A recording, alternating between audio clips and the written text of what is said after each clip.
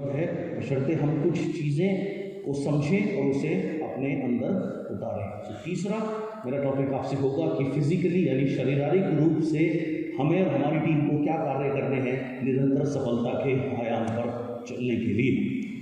तो सबसे पहले मैं स्पिरिचुअलिटी के ऊपर आज आपसे बात करूँगा। स्पिरिचुअलिटी क्या है? स्पिरिचुअलिटी मेरी डिक्शनरी में है आपकी कनेक्टिविटी उस गॉड के साथ में। कनेक्टिविटी जैसे मैंने कहा ये किसी भी तरीके से बन सकती है। मैंने बहुत से ऐसे लोग भी देखे हैं जो कहने को तो पूजा कर रहे होते हैं लेकिन उनका ध्यान जो है वो उसको छोड़ के बाकी सब चीज़ों में होता है। तो मेरे हिसाब से वो स्पिरिचुअलिज्म नहीं है।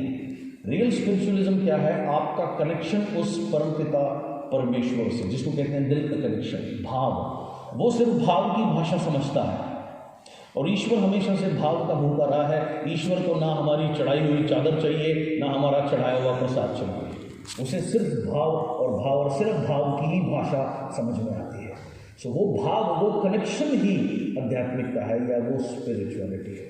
और यहाँ पर मैं आपको, इससे पहले मैं और आगे जाऊँ, एक परिंदे को जैसे उड़ने के लिए दो परों की आवश्यकता होती है, एक पर से कोई भी परिंदा उड़ नहीं सकता, ऐसे ही एक संपूर्ण जीवन जीने के लिए आपको दोनों चीज़ों की आवश्यकता होती है, spiritual success and material success.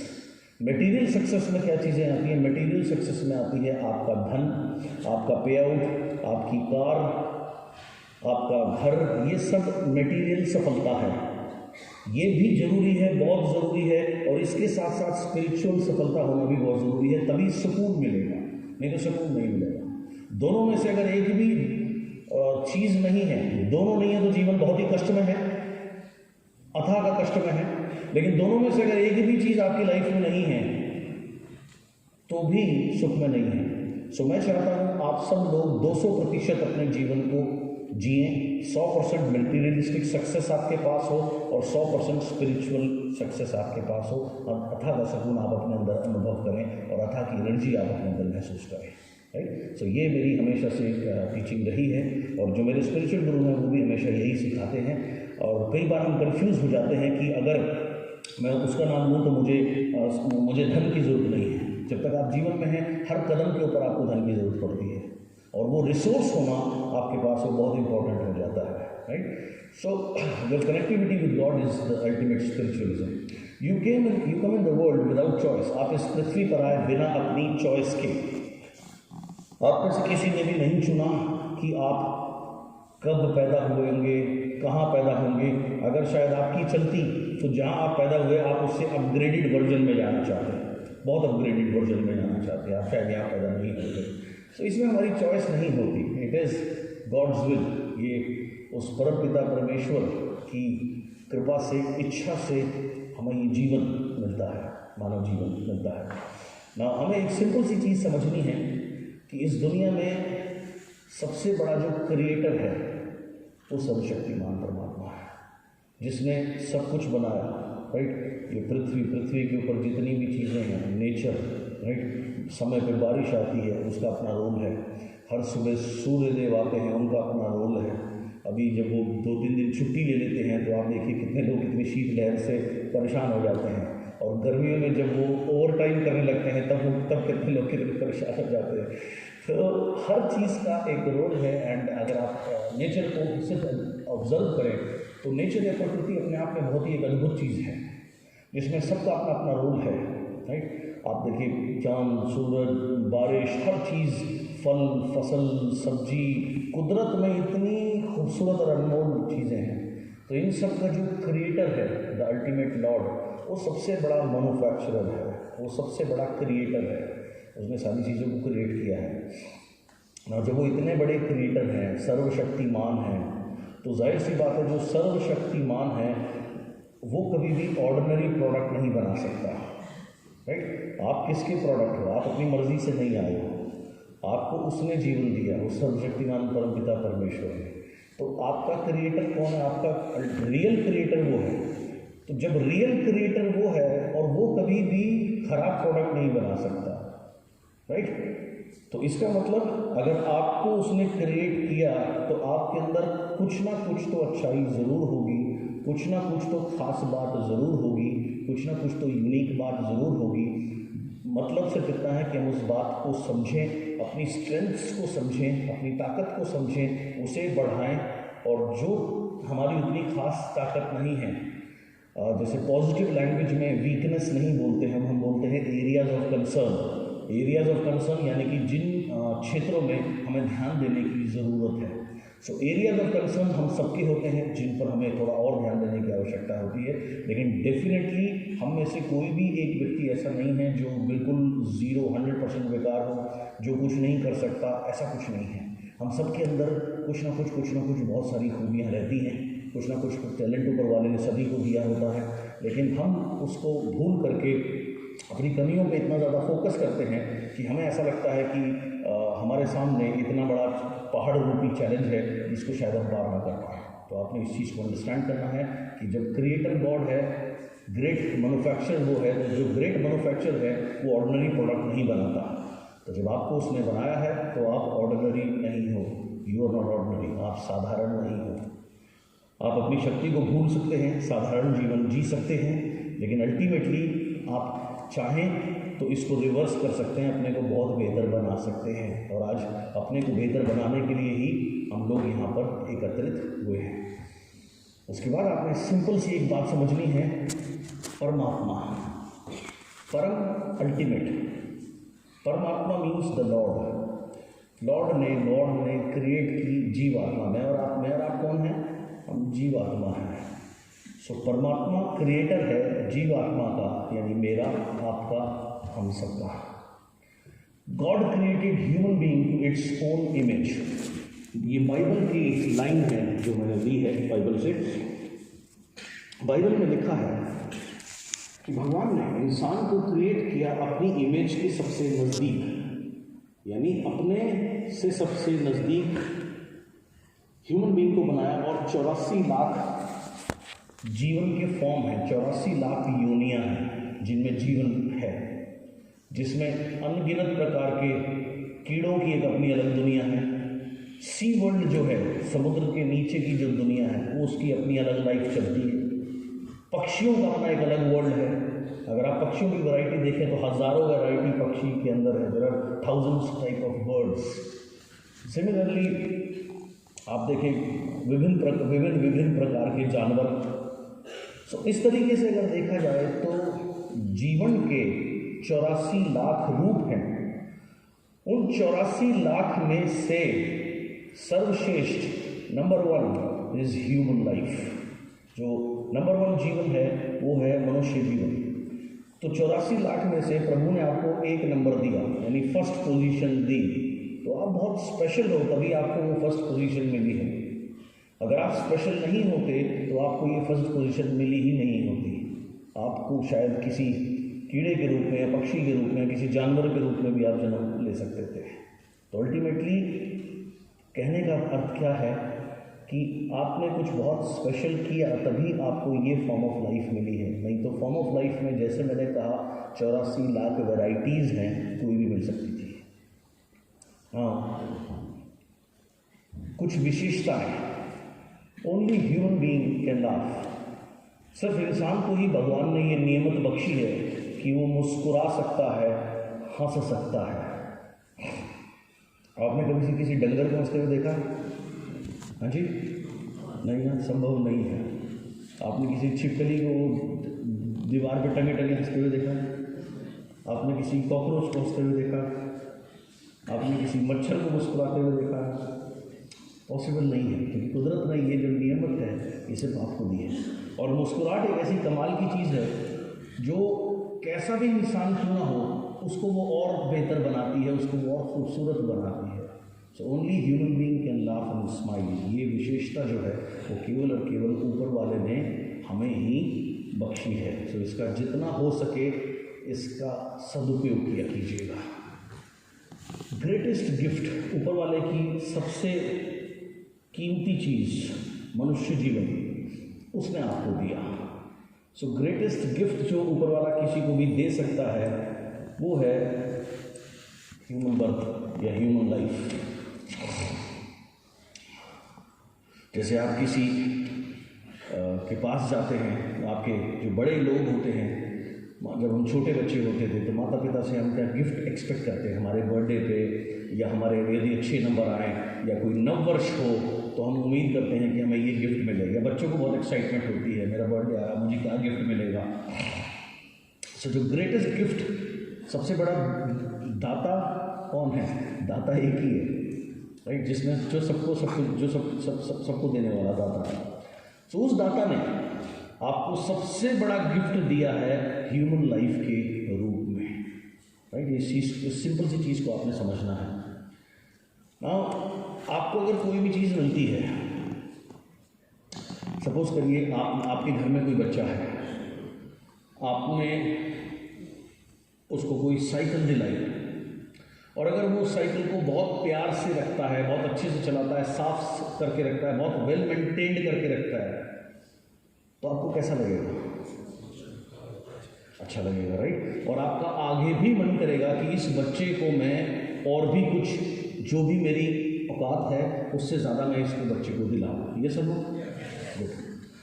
लेकिन यदि वही बच्चा साइकिल चलाई, आकर फेंक दी, ऐसे कहीं पर भी भूल आया, कहीं पर भी छोड़ आया, उसमें कबूतरों की बीट हो रखी है, उसमें कभी भूल के भी कपड़ा नहीं मारना, उसकी आधे टाइम हवा निकली रहती है, और 6 महीने में वो ऐसी हो गई जैसे कबाड़ी की दुकान पर पड़ी हो, और एक दिन आपकी नज़र पड़ी, आपको कैसा लगेगा? अच्छा नहीं लगेगा।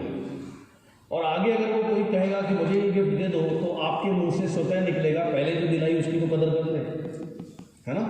अगर ये एक बार नहीं होगा तो दूसरी या तीसरी बार में तो ज़रूर हो जाएगा।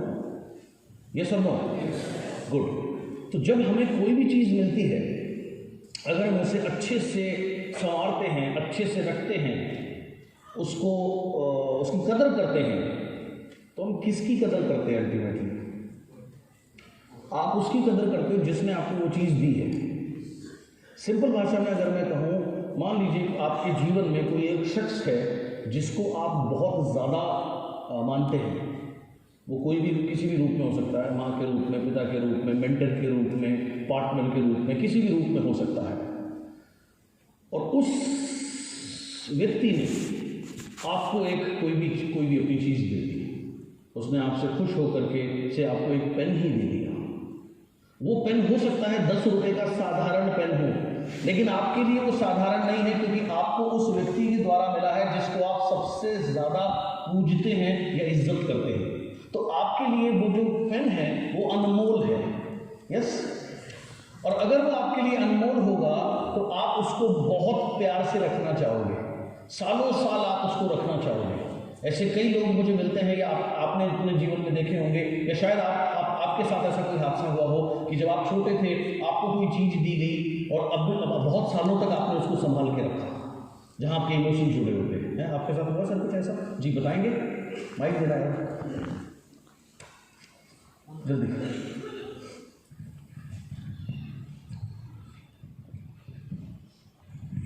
गुड मॉर्निंग सर मैं मुजफ्फरनगर से हूँ, वरुण गर्ग मेरा नाम है। मेरे को आज तक जितने भी गिफ्ट मिले हैं बचपन से लेकर आज तक, वो सारे A to Z डिक्टो रखे हैं मेरे पास, और हर एक की मेमोरी भी है। मुझे कौन से ईयर में मिला है, 2001 में क्या मिला है, 6th क्लास में मुझे क्या मिला है, सबकी मेमोरी मेरे पास आज तक कनेक्टेड है। बड़े अच्छे बच्चे थे यार, बड़े अच्छे बच्चे हो।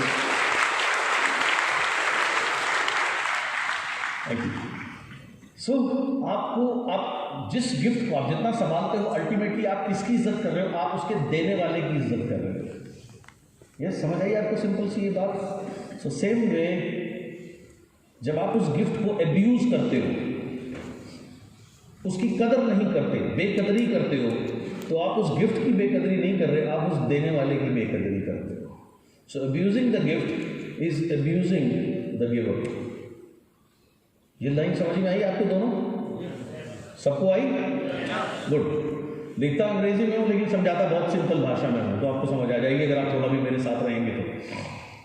ना किसी भी गिफ्ट को चेरिश करने को हम कहते हैं उसको बहुत संभाल के रखना, उसकी कदर करना, उसको प्यार करना। इसको अंग्रेजी भाषा में हम चेरिश कह देते हैं। तो गिफ्ट की कदर करने का सिंपल मतलब है उसके देने वाले की कदर करना। सही है?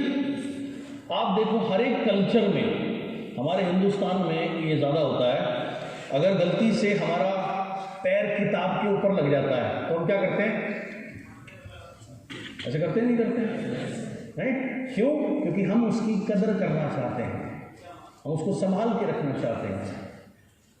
अगर कभी हमारा पैर लग जाए करेंसी पे, मुद्रा पे, पैसों पे, तो हम क्या करते हैं? पैरों के नीचे रौंद देते हैं उसे। क्या करते हैं? सिंपल उठाते हैं, लगाते हैं और फिर कहीं रखते हैं। ठीक है ना?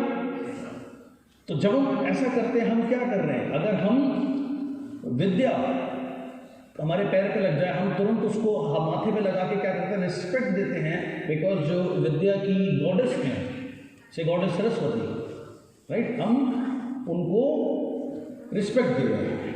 सेम वे, सो ऐसे ही मुद्रा अगर हमारे पैर में आ जाती है तो जो मुद्रा देने वाला जो लॉर्ड है, हम उस लॉर्ड को उसमें उस फॉर्म में देखकर माथे पे लगा के कहीं अच्छी जगह पर रखते हैं, रिस्पेक्ट देते हैं। तो जब हम किसी भी चीज़ की कदर करते हैं, हम उसके दाता की कदर करते हैं, और जब हम किसी चीज़ की बेकदरी करते हैं तो हम उस चीज़ की बेकदरी नहीं करते, हम अगेन उसके दाता की बेकदरी करते हैं। समझ आइए आपको बात? गुड ना। सेम वे प्रभु को धन्यवाद देने का एक ही तरीका है। उस सर्वशक्तिमान परमेश्वर को धन्यवाद देने का एक ही तरीका है, उसने आपको दिया अपने सबसे कीमती गिफ्ट यानी ह्यूमन लाइफ। अगर आप इसको बना दो ग्रैंड लाइफ, एक सफल जीवन आप बना दो, तो ऑटोमेटिकली ये एकमात्र तरीका है इस जीवन का आपने सदुपयोग कर लिया, तो ये एकमात्र तरीका है उसको धन्यवाद देने का। अदरवाइज हम उसको कुछ दे नहीं सकते, हमारी औकात है नहीं उसको कुछ देने की। आप दाता को दे क्या सकते हो? मुझे बड़ा अजीब सा लगता है, मैं कई बार विभिन्न मंदिरों में जाता हूँ, हमारे नॉर्थ में ये ज़्यादा होता है, साउथ में नहीं होता, तो वहाँ पे मैं कई बार देखता हूँ किसी ने एक बेंच भी लगवा दी, तो कहता है फलाने की याद में एक बेंच लगवा दी। ओके, प्याऊ लगवा दी, तो प्याऊ के ऊपर भी लिखवा देता है कि उसने ये प्याऊ लगवाई है। पंखा लगाया, पंखे पे लगवा दिया। या कई बार हम इतने नादान होते हैं, हम कहते हैं हे प्रभु मेरा ये काम हो जाए तो मैं ये चादर चढ़ाऊंगा। उसे तुम्हारी चादर की जरूरत है? उसे तुमसे कुछ नहीं चाहिए सिवाय भाव के, और आप उसे कुछ दे नहीं सकते। फैक्ट यही है, जब सब कुछ उसका है आप उसको क्या दे सकते हो? Nothing. In terms of money nothing, zero. आप एक ही चीज दे सकते हो, यस, रियल भाव, रियल इमोशंस, और उसे वही चाहिए। इसीलिए पुरानी कहावत है, नेकी कर कुएं में डाल, दरिया में डाल, आगे बढ़। Right? So the only way to thank God is living grand life. अपने जीवन को ग्रैंड बनाना, सदुपयोग करना, आप इतना संपन्न बने कि आपके द्वारा बहुत लोगों के घर में कुछ खुशी आए, ये है ग्रैंड लाइफ। और इसीलिए आप देखिए, हम यहाँ पर अभी विभिन्न मजहब को फॉलो करने वाले लोग बैठे हुए हैं, बहुत अच्छी बात है। मैम, रमज़ान में ज़कात करने के लिए बोलते हैं, चैरिटी करने के लिए बोलते हैं, अपनी एक सर्टन परसेंटेज कमाई की चैरिटी करने के लिए बोलते हैं। यस, चैरिटी आप कब कर पाओगे? जब आप संपन्न होगे। नहीं तो एक बड़ी अजीब सी देहाती कहावत है, नंगा नहाएगा क्या निचोड़ेगा क्या। सही है? जब आपके पास संपन्न होगा तभी तो आएगा। और वो लोग बहुत खुशनसीब होते हैं जिनके पास लोग मदद के लिए आते हैं।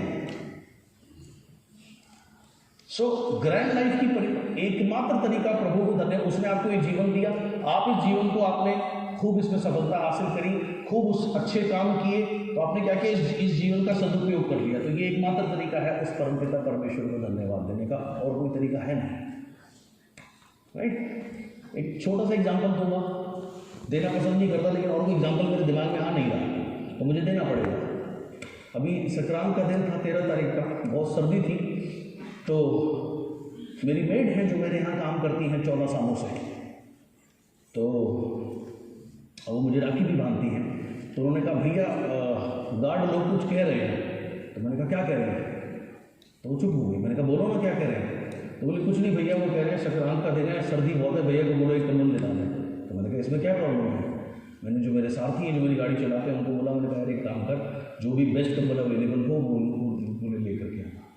ये चीज़ कब संभव है, जब आपके पास संपन्नता हो। अगर आपके पास संपन्नता नहीं, तुम खुद दूसरे के ऊपर निर्भर हो या आश्रित हो, तुम चाह करके भी नहीं दे पाओगे। सो एकमात्र तरीका ईश्वर को धन्यवाद देने का है is living a grand life, living a successful life. Understand? समझ आई? तो उस खुदा को धन्यवाद हम कब दे सकते हैं, जब हम अपने जीवन को खूब सफलता के मुकाम पे लेके जाएं, खूब सदकर्म करके हम यहाँ से जाएं। यही तरीका है। Faith alone create miracles. Faith, विश्वास। बहुत विभिन्न प्रकार की मैंने किताबें पढ़ी हैं, हज़ारों से ज़्यादा किताबें मैंने खरीद करके मेरे घर में रहते हैं, अलग अलग टॉपिक्स के ऊपर में।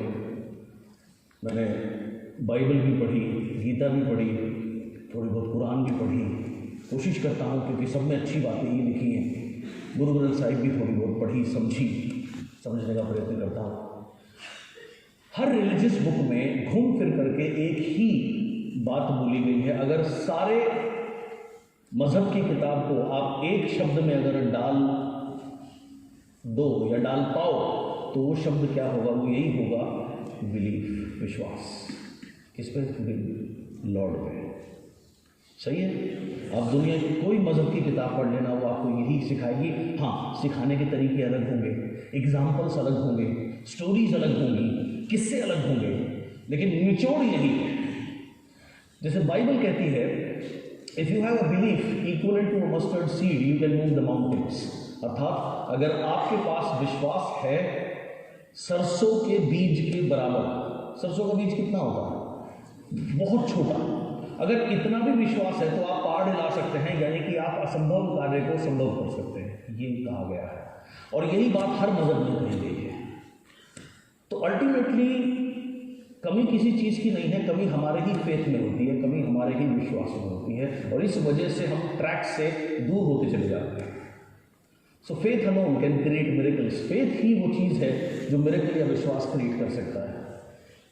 Everything work if you have faith. हर चीज़ कार्य करती है अगर आपको विश्वास है ना। विश्वास किस पे? सबसे पहले उस सर्वशक्तिमान पे। आप सोचो,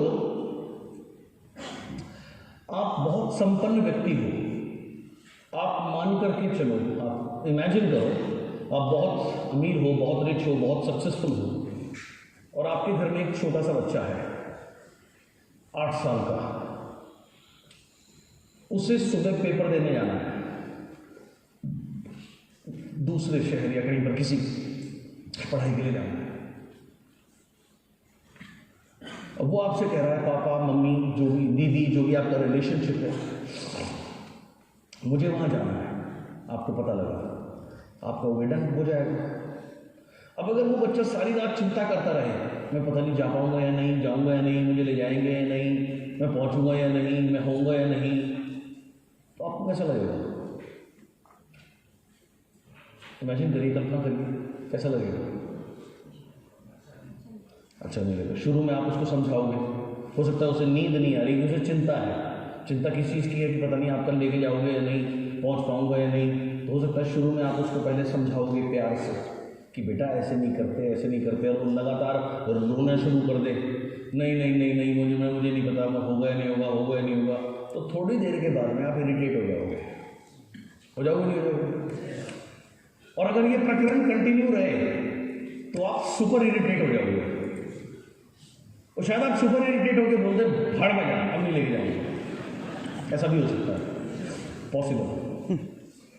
सेम वे आप उसकी संतान हो, इतने सर्वशक्तिमान की संतान होने के बावजूद भी कई बार हम छोटे बच्चे से भी बचकाना हरकत करते हैं जब हम बेटे की चिंता करते रहते हैं, राइट?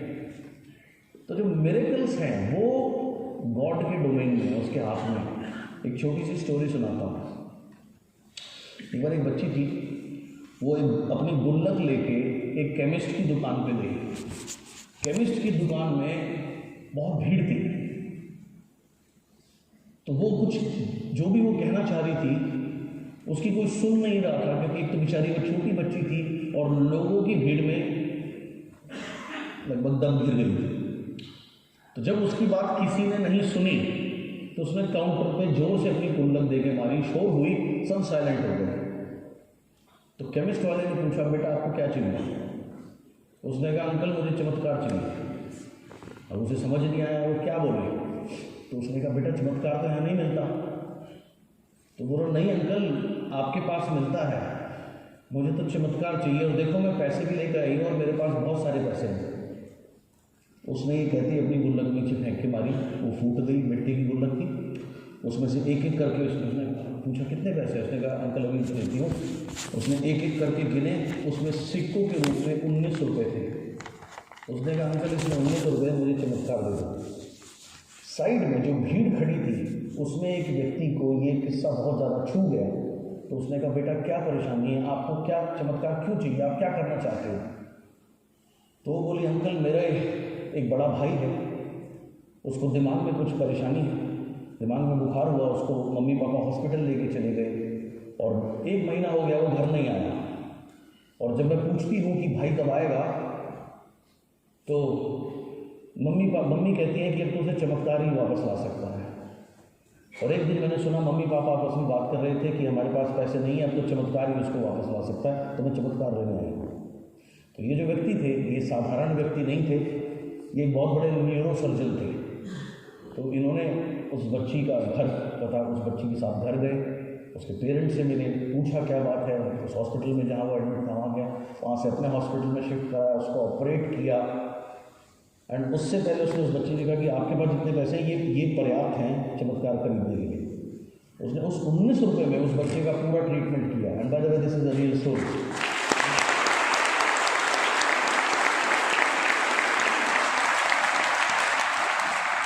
उसने उस 19 रुपये में उस बच्चे का पूरा ट्रीटमेंट किया। वो बच्चा 4-6 महीने के बाद में वापस अपने घर आया स्वस्थ। राइट, अब वो बच्ची उसकी इतनी मासूम थी कि वो चमत्कार खरीदने दुकान पे चली गई। और क्योंकि मासूमियत थी या वो इतनी भोली थी, तो ईश्वर ने उसको उस न्यूरो सर्जन के रूप में खुद आकर के उसको वो चीज़ दे दी। जब हम दिमाग लगाते हैं ना, वहाँ हम सरेंडर नहीं करते, या वहाँ जहाँ हमने अपना दिमाग लगाया वहाँ हम उसके ऊपर एक क्वेश्चन मार्क उठा देते हैं। और जहाँ उसके ऊपर क्वेश्चन मार्क उठ गया वहाँ आपकी लाइफ के मिरेकल्स खत्म हो जाते हैं। और जहाँ आप उसके ऊपर क्वेश्चन मार्क नहीं उठाते, लॉजिक नहीं लगाते, वहाँ आपकी लाइफ में मिरेकल्स आने की संभावना रहती है। और आप एनालाइज करो, लॉजिक से कभी भी कोई भी चीज़ कभी कोई सफलता किसी को मिली ही नहीं है। आज से 60 साल पहले अगर आपको कोई कहता, आपके घर में जो बुजुर्ग लोग होंगे, आपके पिताजी या दादाजी जो भी बुजुर्ग लोग होंगे, आप उनसे पूछना कि पहले तो खुद कल्पना कर लेना, 60 साल पहले अगर आपको कोई कहता कि आने वाले समय में पानी बिकेगा बोतलों में, तो क्या कहते हैं?